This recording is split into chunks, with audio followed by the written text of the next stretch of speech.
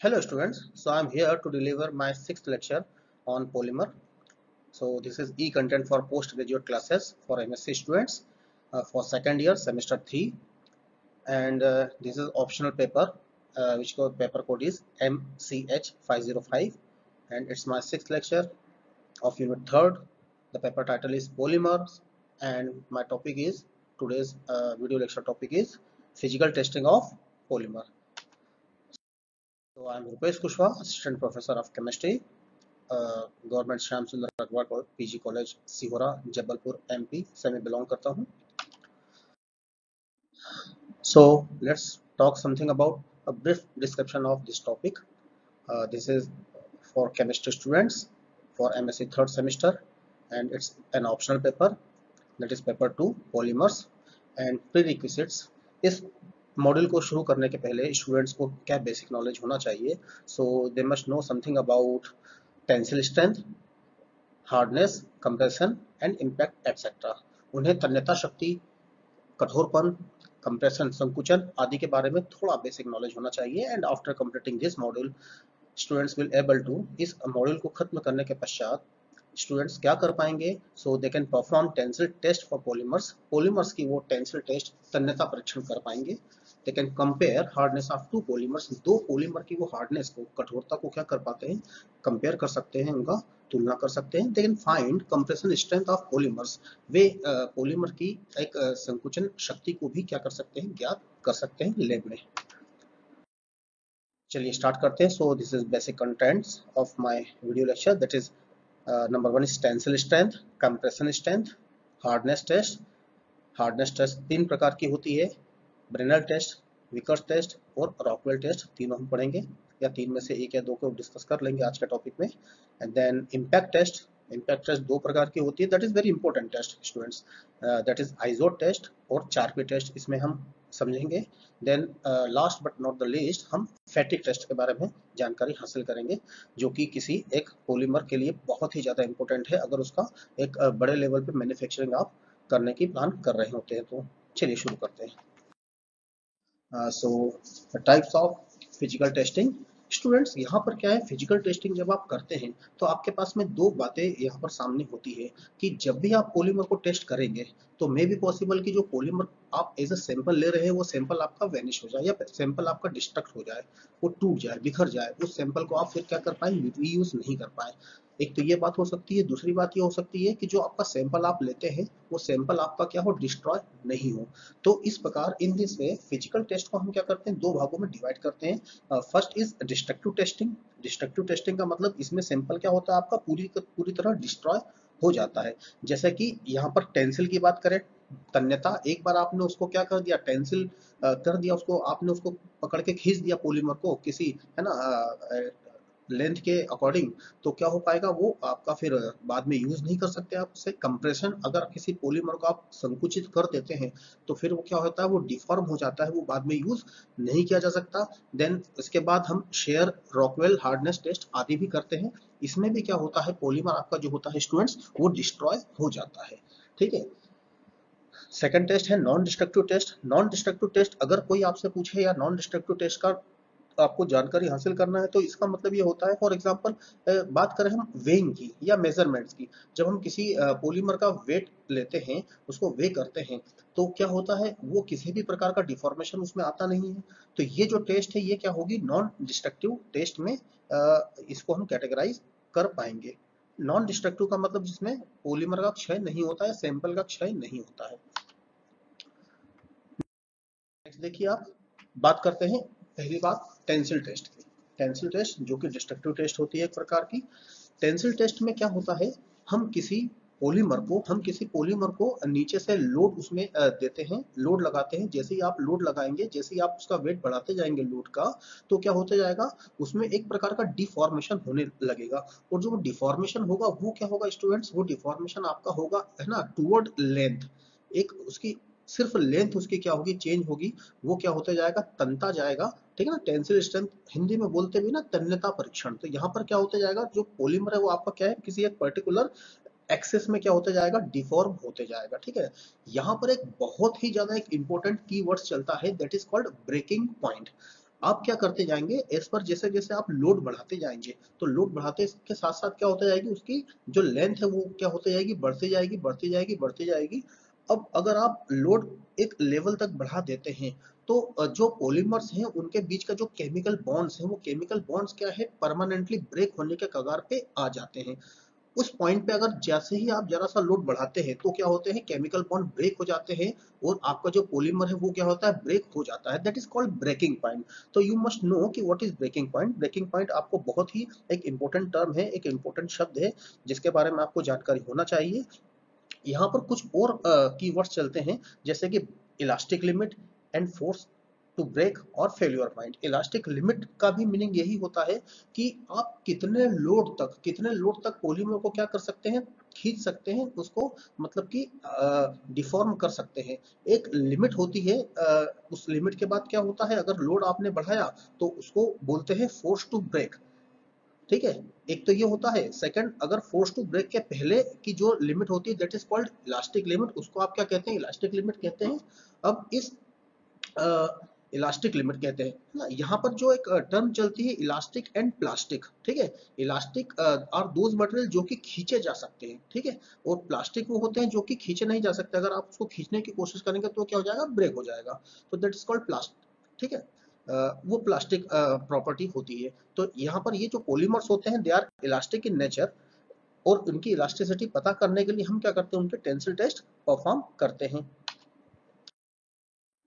Advantages of tensile test की अगर हम बात करें, तो यहाँ पर एक बहुत इंपॉर्टेंट टर्म चलती है, इंटीग्रिटी एंड सेफ्टी। आपका जो पॉलीमर है वो कितना इंटीग्रेटेड है, ये पता चलता है। अगर टेंसिल टेस्ट में वो ज़्यादा अच्छा परफॉर्म कर पाता है तो उसकी इंटीग्रिटी ज़्यादा है। And second and very important point जो है, सेफ्टी। टेंसिल टेस्ट से हम ये पता लगा सकते हैं कि हम किसी पॉलीमर को अगर किसी एप्लीकेशन पर्पस के लिए यूज करते हैं, मेन काइंड के लिए, हम किसी सार्वजनिक जगह पर अगर पॉलीमर का उपयोग कर रहे हैं, और अगर safety features is very important है ना, while you are working with public place. जब पब्लिक प्लेस के बारे में बात कर रहे हैं, तो फॉर एग्जांपल जैसे कि आप फोर व्हीलर्स बनाते हैं, उसमें काफी सारे पार्ट्स आपके पॉलीमर्स के होते हैं, फाइबर्स के होते हैं, तो वहां पर सेफ्टी फीचर क्या है, बहुत ही ज्यादा रोल प्ले करता है। तो how can you determine the safety features और integrity of a polymer, with the help of tensile test. तो टेंसिल टेस्ट क्या है यहाँ पर, इसलिए एक इंपॉर्टेंट रोल प्ले करती है। और टेंसिल टेस्ट आपको ये बताती है कि आप हाई जो क्वांटिटी में किसी पॉलीमर को अगर ग्रो करना चाहते हैं प्लांट में, उसका अगर आप मैन्युफैक्चरिंग यूनिट लगाना चाहते हैं, तो सबसे पहले आपको टेंसिल टेस्ट से पता करना होगा कि उसकी इंटीग्रिटी और सेफ्टी फीचर्स कितने हैं। ठीक है स्टूडेंट्स। तो इन सब के अलावा भी देयर आर सम पॉइंट्स जो कि मैंने यहाँ पर इनकॉर्पोरेट किए हुए हैं। देखिए, with the help of tensile testing we can determine the batch quality. Batch quality, what do you mean by batch quality? इसका मतलब ये होता है कि पर्टिकुलर बैचेस क्या होती है, प्रोडक्ट की जब बाहर आती है किसी मैन्युफैक्चरिंग यूनिट से, तो किसी एक पर्टिकुलर सैंपल को उठा के उसके टेंसिल टेस्टिंग की जाती है। अगर वो टेस्टिंग टेंसिल टेस्टिंग में पास हो जाता है, तो हम पूरा उस बैच को क्या कर देते हैं, ओके कर देते हैं क्वालिटी कंट्रोल से। Now we can determine the consistency in manufacture. अब मैन्युफैक्चरर जो होता है, वो टेंसिल टेस्ट से ये जान पाता है कि अब क्या करना है आगे, और अगर आपको जो है प्रोड्यूस करना है पॉलीमर्स, तो उसकी कंसिस्टेंसी कितनी क्या होगी। ठीक है ना, to add the in the design process. Design process के लिए भी क्या है, टेंसिल टेस्टिंग क्या होती है, काफी इंपॉर्टेंट होती है। Now last but not the least, to reduce material cost. Tensile test अगर आपने एडवांस पता कर लिया, तो आप मटेरियल कॉस्ट क्या कर सकते हैं, उसकी रिड्यूस कर सकते हैं। ये देखिए, यहाँ पर एक बेसिक डायग्राम दिया हुआ है, एक बेसिक अप्रोच दी हुई है कि टेंसिल टेस्ट को कैसे परफॉर्म करते हैं। मैं कर्सर से आपको बताता हूँ। यहाँ पर क्या है, एक फिक्स, यहाँ पर एक क्रॉस हेड होता है, जिसमें आपको क्या करना होता है, पॉलीमर को एक हैंग करना होता है। ये आपका क्या है, स्पेसिमेन है, दिस इज स्पेसिमेन। ये आपने उसको हैंग कर दिया, और यहाँ पर क्या करते हैं आप, इन्वर्टेड, यहाँ पर आप डाउन डायरेक्शन में क्या करते हैं, फोर्स लगाते हैं। फोर्स कैसे लगाएंगे, यहाँ पर क्या है, कुछ वेट यहाँ पर हैंग करने का क्या है, यहाँ पर एक अरेंजमेंट होता है। आप वेट बारी बारी से इसमें हैंग करते जाते हैं, तो फोर्स डाउनवर्ड डायरेक्शन में क्या होते जाता है, बढ़ता जाता है। अब देखिए क्या होता है, ये 1 2 3 4 5 एंड 6, देयर आर 6 फिगर्स। पहले फिगर में आप देखिए ये स्पेसिमेन की लेंथ है। सेकंड फिगर में जैसे ही आपने फोर्स नीचे लगाना शुरू किया तो क्या होगा, फोर्स नीचे लगाना शुरू करेंगे तो क्या होगा, इसकी लेंथ बढ़ेगी। यहाँ पर क्या है, आपके पास में दो सुविधाएं होती है। यहाँ पर आप फोर्स नीचे और ऊपर दोनों डायरेक्शन में क्या कर सकते हैं, अप्लाई कर सकते हैं। ठीक है, आप नीचे भी फोर्स लगा सकते हैं एज वेल एज ऊपर भी फोर्स लगा सकते हैं, साइमल्टेनियसली आप दोनों तरफ फोर्स लगा सकते हैं। तो देखिए धीरे धीरे इसकी लेंथ क्या होती जा रही है, बढ़ती जा रही है। नाउ द फोर्थ फिगर जो है वो काफी इंपॉर्टेंट फिगर है आप लोगों के लिए। यहाँ पर आप देखिए, यहाँ पर एक नेक क्रिएट होती है। यहाँ पर क्या है, यहाँ से अब ब्रेक होने वाला है पॉलीमर। और फिफ्थ पॉइंट में आप देखिए, फिफ्थ जो डायग्राम है वहां पर पॉलीमर ब्रेक हो गया है। जब पॉलीमर ब्रेक हो जाता है एट वंस, तो हम क्या करते हैं, उनके दोनों टुकड़ों को पास पास रखते हैं, जो कि मैंने सिक्स्थ वाली फिगर में दर्शाया हुआ है। और इसकी लेंथ मेजर कर ली जाती है, इसकी लेंथ मेजर कर ली जाती है। और बोला जाता है, ये बताया जाता है, फाइनल कंक्लूजन ये होता है कि अगर आप क्या करेंगे, पॉलीमर को ब्रेक इवन पॉइंट तक ले जाएंगे तो ब्रेक इवन पॉइंट को वो इतना, उसकी लेंथ बढ़ सकती है। So this is final length before break even point and this is the length of specimen. तो ये आप कंपेयर कर सकते हैं students. No, important mechanical property of polymer. यहाँ पर अगर मैकेनिकल प्रॉपर्टी की बात करेंगे तो yield strength, tensile strength, modulus of elasticity और डक्टिलिटी, ये चार चीजें जो है काफी इंपॉर्टेंट रोल प्ले करती है while you are talking about mechanical property. एक एक करके इनको वन बाय वन हिंदी और इंग्लिश दोनों में समझते हैं स्टूडेंट्स। ये देखिए एक ग्राफ है यहाँ पर स्ट्रेस वर्सेस स्ट्रेन का। ठीक है, जब आप क्या करते हैं, स्ट्रेस बढ़ाते जाते हैं, जैसे जैसे आप स्ट्रेस बढ़ाते जाएंगे तो स्ट्रेन, स्ट्रेन का मतलब एक प्रकार का क्या होता है, डिफॉर्मेशन होता है। एक प्रकार की क्या होती है, विकृति होती है। वो विकृति स्टूडेंट्स किसी भी रूप में हो सकती है। वो मे भी पॉसिबल बेंडिंग हो जाए, मे भी पॉसिबल वो क्या हो जाए, इलोंगेट हो जाए। तो किसी भी प्रकार की विकृति यहाँ पर उत्पन्न हो सकती है, that is called strain.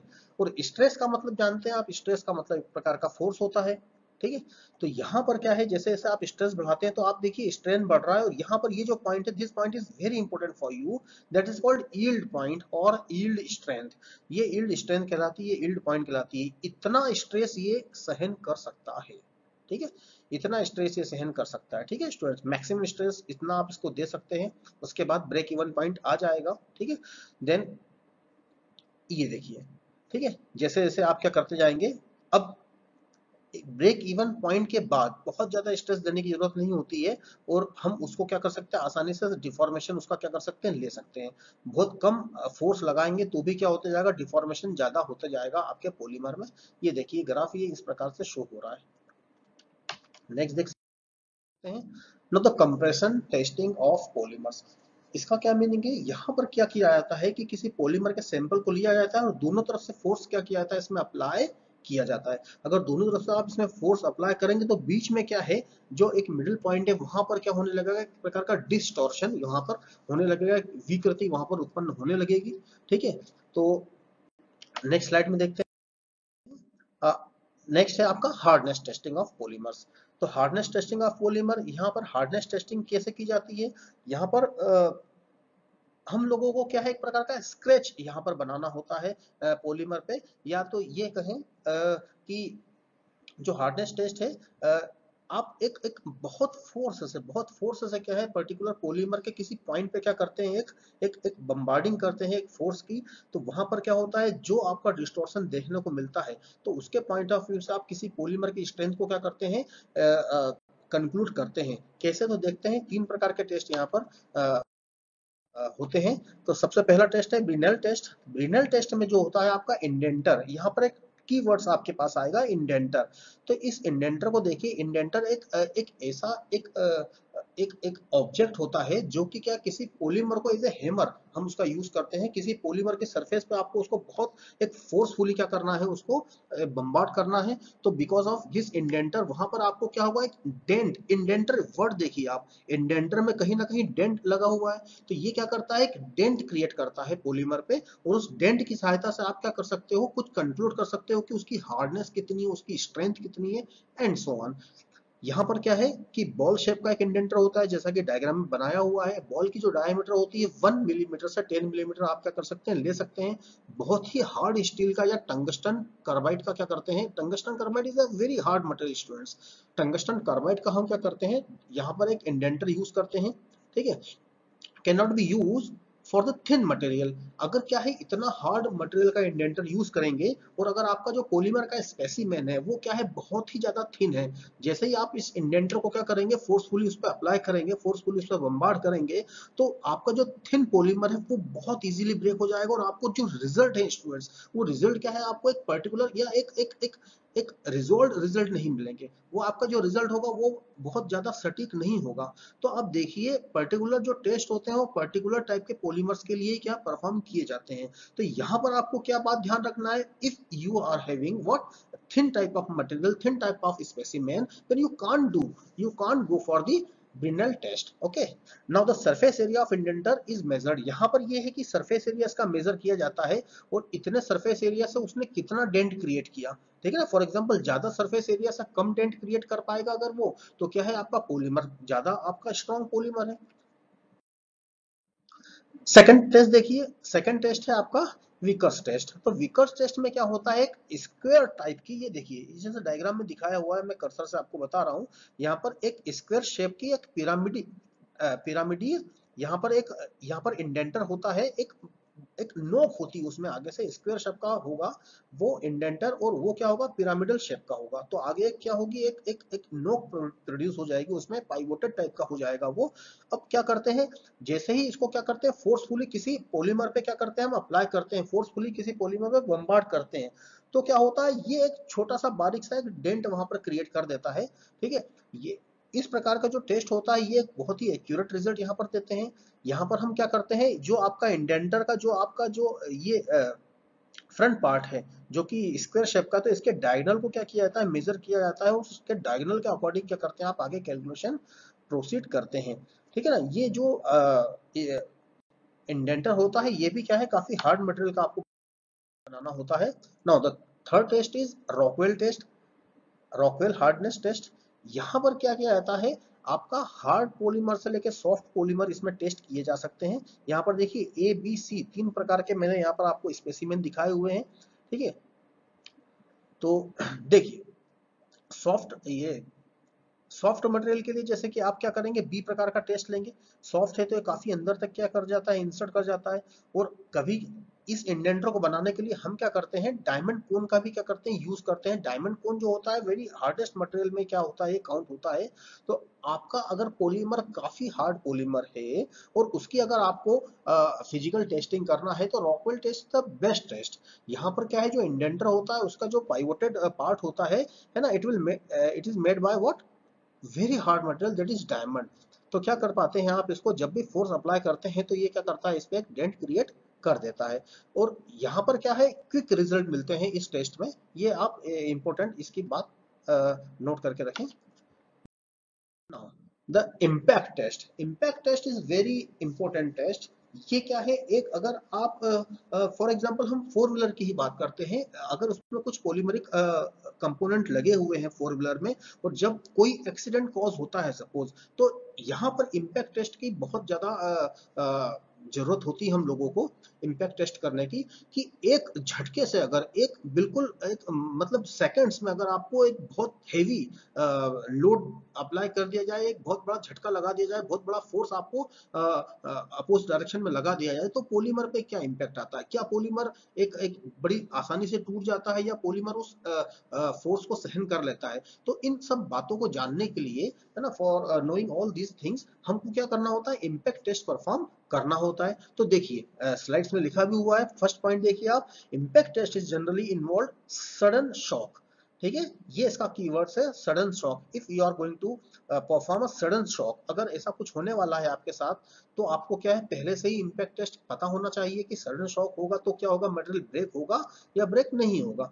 Sudden shock loading that the result in breakage of polymer, ठीक है, the result is calculated on the basis of energy required to break the polymer and the resultant loss in momentum. यहाँ पर क्या होता है, बहुत ही एक important बात आपको याद रखनी है कि जो इसका रिजल्ट है वो रिजल्ट क्या है, एनर्जी कैलकुलेशन से होता है कि आपने जो एक इम्पैक्ट वहां पर आरोपित किया है तो क्या है, कितनी पोटेंशियल एनर्जी थी उस इम्पैक्ट की, कितनी एनर्जी आपने सप्लाई की पॉलीमर को। और अगर पॉलीमर क्या है आपका वो मूविंग है तो उसमें कितना लॉस ऑफ मोमेंटम हुआ, या फिर जो भी आप क्या करना चाहते हैं, इम्पैक्ट टेस्ट परफॉर्म कर रहे हैं किसी भी हैमर से, सपोज से हैमर से हम करते हैं, मैं आप ही आपको समझाने वाला हूँ।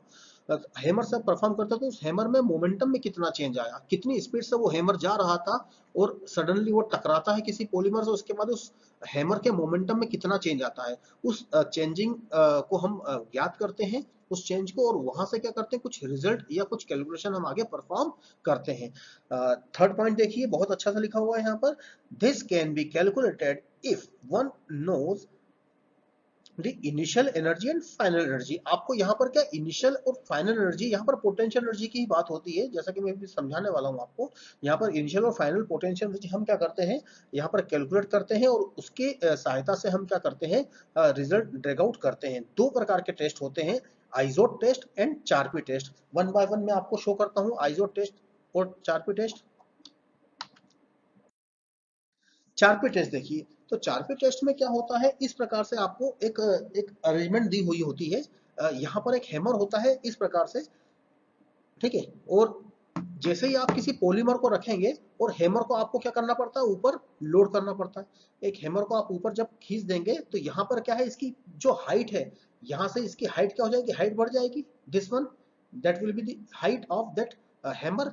हैमर की हाइट ग्राउंड लेवल से ऊपर हो गई है, तो हाइट अगर ऊपर हो गई तो mgh, mass into gravity into height, इन तीनों का मल्टीप्लाई अगर आप करेंगे तो क्या निकल जाएगी स्टूडेंट्स, पोटेंशियल एनर्जी। तो ये क्या है, आपके हैमर ने कितनी पोटेंशियल एनर्जी गेन कर ली, इस प्रकार अगर आप उसको हॉरिजॉन्टल कर देते हैं तो ये आपको पता चल जाती है। यहाँ पर इसको फिक्स कर देते हैं, और जैसे ही आप क्या करेंगे, लीवर ओपन करेंगे, जैसे ही लीवर ओपन करेंगे तो ये हैमर क्या होगा, बड़ी तेजी से नीचे गिरेगा। ठीक है, ये हैमर क्या होगा, बड़ी तेजी से नीचे गिरेगा स्टूडेंट्स। तो यहाँ पर क्या करते हैं, यहाँ पर आप किसी पॉलीमर के टुकड़े को रख देते हैं, जैसे ही पॉलीमर के टुकड़े रख दोगे, जैसे ही ये हैमर इस पे क्या होगा, गिरेगा, तो पॉलीमर यहाँ से क्या हो जाएगा, पॉलीमर ब्रेक हो जाएगा। अच्छा, पॉलीमर ब्रेक तो होता ही होता है, साथ में क्या होता है, हैमर यहाँ पर रुकता नहीं है, हैमर क्या होगा, आगे बढ़ते जाएगा। हैमर इस डायरेक्शन में आता जाएगा, यहाँ से अगर हैमर चलेगा तो हैमर इस डायरेक्शन में आएगा ना।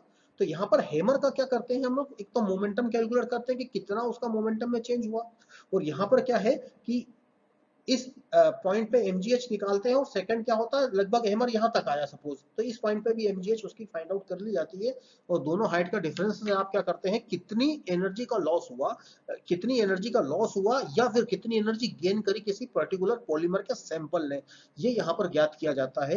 ये यहाँ पर ज्ञात किया जाता है, और इसकी सहायता से हम देखते हैं कि मैक्स टू मैक्स कितनी एनर्जी वो क्या कर सकता है, गेन कर सकता है। उसके हिसाब से एक परमिशिबल लिमिट बनाई जाती है। If you are talking about four wheelers, अगर हम फोर व्हीलर्स की बात करते हैं तो परमिशन लिमिट होती है कि भाई 120 की स्पीड पे क्या है, आपका मैक्सिमम स्पीड होगी किसी फोर व्हीलर की, या 100 के ऊपर आप फोर व्हीलर को अगर चलाते हैं तो मे बी पॉसिबल कि आपका ये जो पार्ट्स होंगे ये ब्रेक हो जाएंगे। इस प्रकार से कुछ कैलकुलेशन क्या हो सकते हैं, ड्रैग आउट किए जा सकते हैं। ठीक है, तो this is all about Charpy test. Izod test और चारपी टेस्ट दोनों में क्या है, डिफरेंस ज्यादा नहीं है। आइजोट टेस्ट भी चारपी टेस्ट जैसा ही होता है, लेकिन यहाँ पर क्या होता है, जो आपका हैमर होता है, हैमर में क्या है, एक नोच दी होती है, और जो आपका पॉलीमर होता है, पॉलीमर आपको क्या वर्टिकल रखना होता है। चारपी टेस्ट में आपका पॉलीमर क्या होगा, हॉरिजॉन्टल होगा, और आइजोट टेस्ट में जो आपका पॉलीमर होगा वो क्या होगा, आपका वर्टिकल होगा। तो दोनों टेस्ट क्या है, सिमिलर ही है। नाउ अब हम बात करेंगे किसकी, फैटिग टेस्ट की। ये टेस्ट भी क्या होता है, काफी इंपॉर्टेंट होता है फैटिग टेस्ट। फैटिग टेस्ट से ये पता चलता है कि ड्यूरेबिलिटी कितनी होगी।